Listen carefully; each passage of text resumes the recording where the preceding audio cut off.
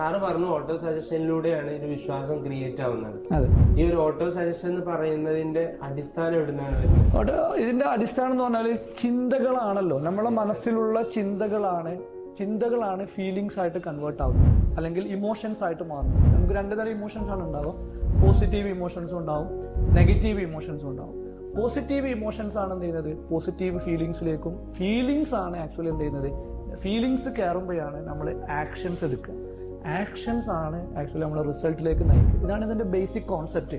അപ്പോൾ നമ്മളെ ഉപബോധ മനസ്സിലേക്ക്, നമ്മളുടെ പഞ്ചേന്ദ്രിയങ്ങളിലൂടെ നമ്മൾ എന്താണോ കൊടുത്തുകൊണ്ടിരിക്കുന്നത്, നമ്മൾ ബൈബിളിലൊരു വചനമുണ്ട്, നിങ്ങൾ as you so shall U reap. നിങ്ങൾ എന്ത് വിത്താണോ നിങ്ങൾ ഇടുന്നത് അതവിടെ പൊട്ടിമുളക്കുമെന്നുള്ളതാണ്.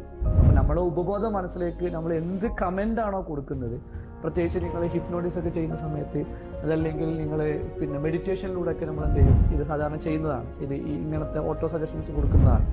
അപ്പോൾ രാവിലത്തെ നമ്മളുടെ ഏർലി മോർണിംഗിലുള്ള നമ്മുടെ ഈ കിങ്സ് മിറാക്കിൾ മോർണിംഗിലൂടെയും, അതുപോലെ രാത്രി അവർ ഉറങ്ങുമ്പോഴൊക്കെ ഇങ്ങനത്തെ ഓട്ടോ സജഷൻസ് കൊടുത്തു കഴിഞ്ഞാൽ അത് നമ്മളെ സബ് കോൺഷ്യസ് മൈൻഡിനെ പെനിട്രേറ്റ് ചെയ്ത് ഒരു ബൈപ്പാസ് ആണ് ആക്ച്വലി ഓട്ടോ സജഷൻ എന്നുള്ളത്.